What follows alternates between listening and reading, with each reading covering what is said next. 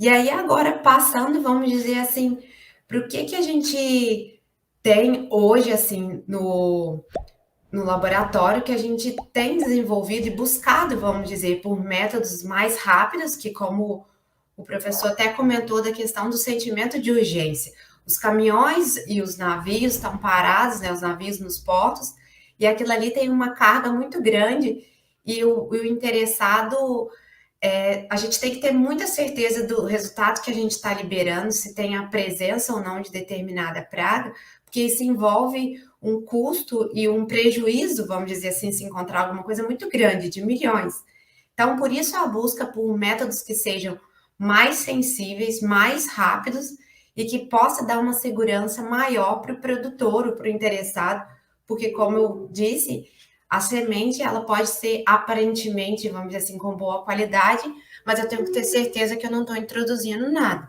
Então, quase hoje, vamos dizer assim, uns 70% dos nossos processos, eles têm PCR em tempo real. Vou dizer que vírus, para a parte de vírus, né, quase que 100%, vamos dizer, ainda tem um pouco ainda de PCR convencional, mas quase tudo é PCR em tempo real.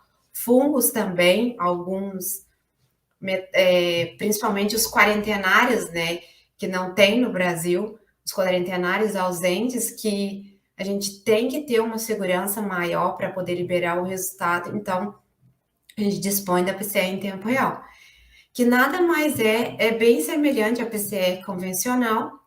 A diferença é que aqui você consegue ver o seu resultado em tempo real, pelo próprio nome diz, e também pelo fato de que ela pode ser considerada quantitativa.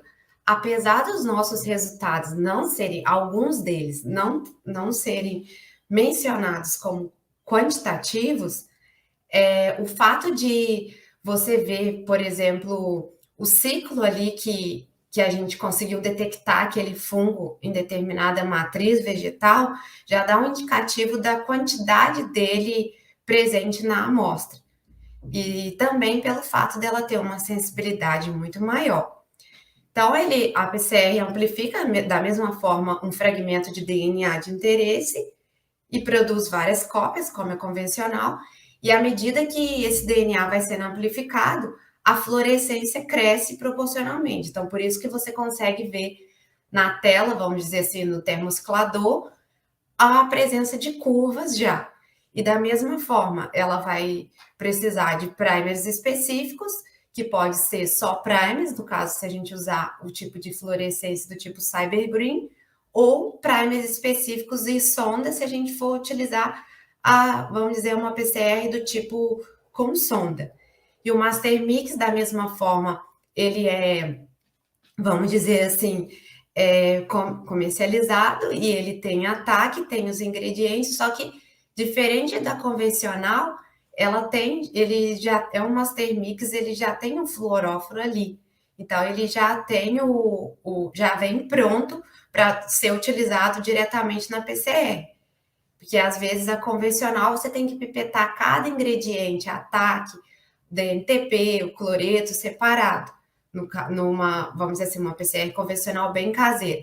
E na tempo real, não, você não tem esses ingredientes separados. Então, isso também é uma forma que acelera mais o processo ali quando você tem várias amostras para fazer ao mesmo tempo. Então, vamos dizer assim, empiricamente vai ter uma relação quantitativa entre a quantidade inicial de DNA da amostra, né, do seu organismo alvo que você está querendo detectar, e a quantidade de produto após um número de ciclos.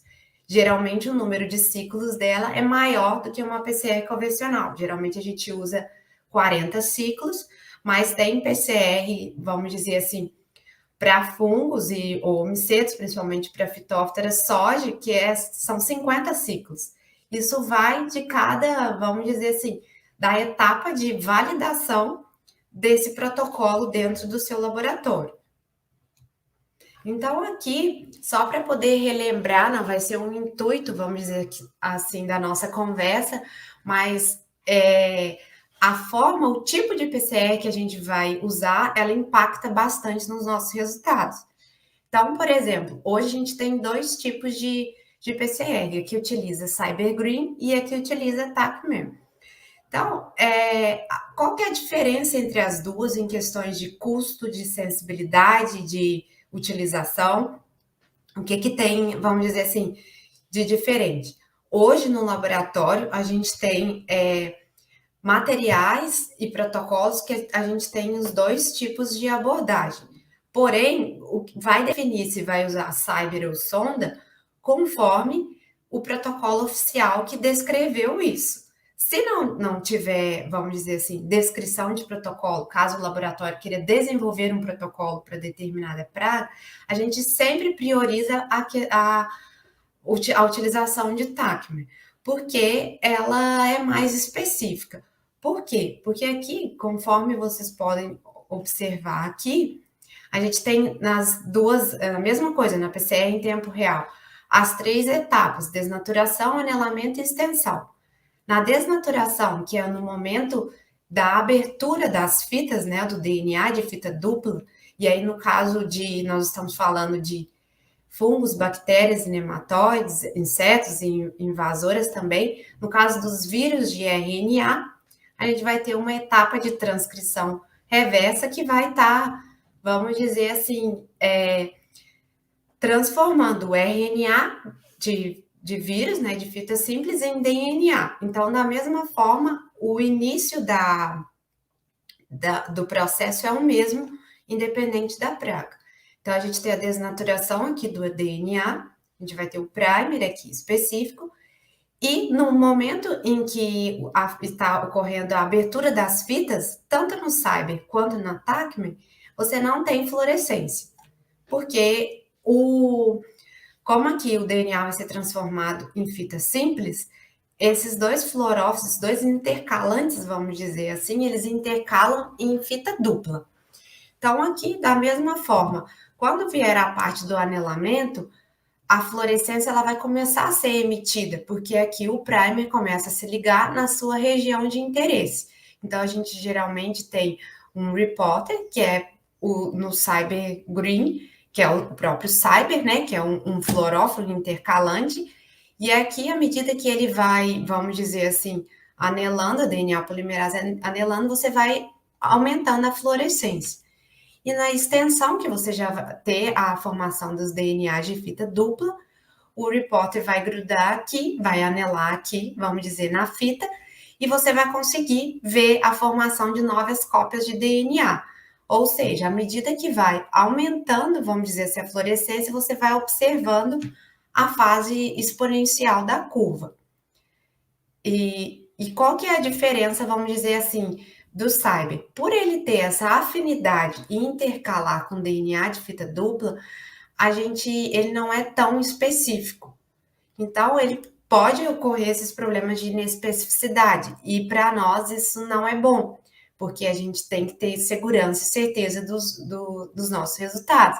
Então, por exemplo, se eu tiver uma contaminação de qualquer fragmento de DNA no laboratório, ele pode amplificar, mas aí eu vou posteriormente demonstrar para vocês os estudos de caso, vamos dizer assim, os problemas, as soluções, os desafios que a gente tem no laboratório, que a gente pode estar, vamos dizer assim, analisando criticamente cada tipo de situação, para sempre estar buscando um resultado mais seguro e mais confiável. Já a TACMA, o que acontece? Da mesma forma, quando ela está na fita dupla, vamos dizer assim, na parte de desnaturação, a gente tem duas vertentes. A gente tem o reporter e o quenching. Então, o reporter são vários fluorófilos aqui também, que são demarcados nessa sonda.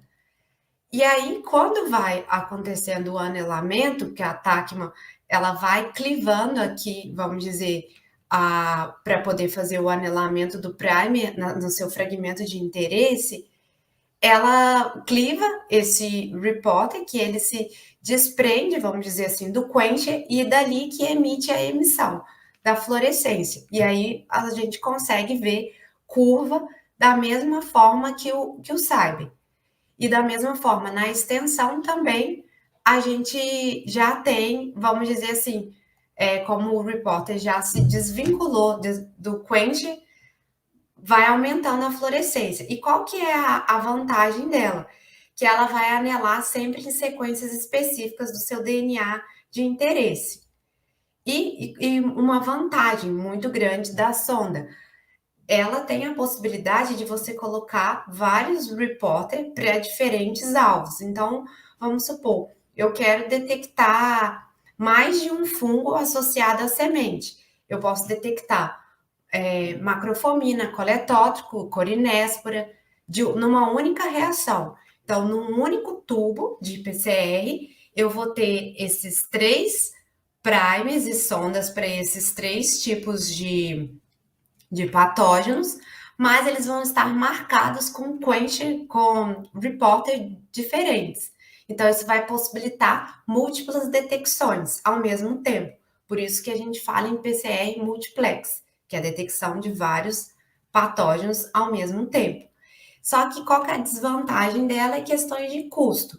Por exemplo, hoje um primer custa em torno de uns 63, 70 reais, dependendo do tamanho, em torno de 18 a 21 nucleotídeos, e a sonda ela vai estar num custo de 1.300 reais.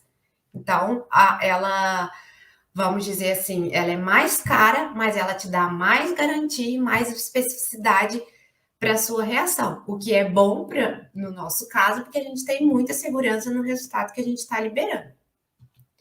Então, aqui a gente tem a diferença. Por exemplo, tanto no SAIB quanto na sonda, a gente vai observar as curvas de amplificação. E aqui a gente tem a fase platô, que é que a gente, o baseline, que é quando a gente começa a iniciar a reação. Aqui está no momento de abertura das fitas. Depois, o que a gente vai analisar na PCR em tempo real? A fase exponencial, que é quando realmente ocorrem os picos de detecção daquele DNA alvo, vamos dizer assim, do patógeno alvo, na nossa reação. E a gente tem a parte de platô aqui, que é quando acaba, né? Vamos dizer assim, o substrato para ataque atuar, e aí a reação estabiliza. Então, esse modelo aqui de curva é o que é interessante que a reação funcionou. Você vai observar tanto isso no Cyber quanto isso na sonda. Porém, para a sonda, esse aqui tem mais especificidade, porque você vai ter certeza que realmente detectou somente o DNA de fita dupla de interesse. E aonde que vai ser, vamos dizer assim, o limite de quantificação, de detecção, vai ser onde esse número de ciclo aqui do ciclo cruza com o produto de amplificação, seria o limiar de detecção, ou seja, o threshold. Nesse momento, então, nesse limiar aqui significa que um CT ou um CQ igual a 19 significa que nesse ciclo aqui de 19 eu comecei a verificar que tem a presença do meu DNA alvo e que ele está num ciclo de 19, que na verdade é um ciclo baixo. Eu posso inferir qualitativamente que ele está em uma boa concentração, vamos dizer assim, dentro daquela matriz vegetal, porque é uma PCR que ela geralmente são 40 ciclos. Já para o Cyber, o que acontece? No Cyber, a gente analisa primeiramente a curva de Melt, que é uma curva de dissociação dos primes.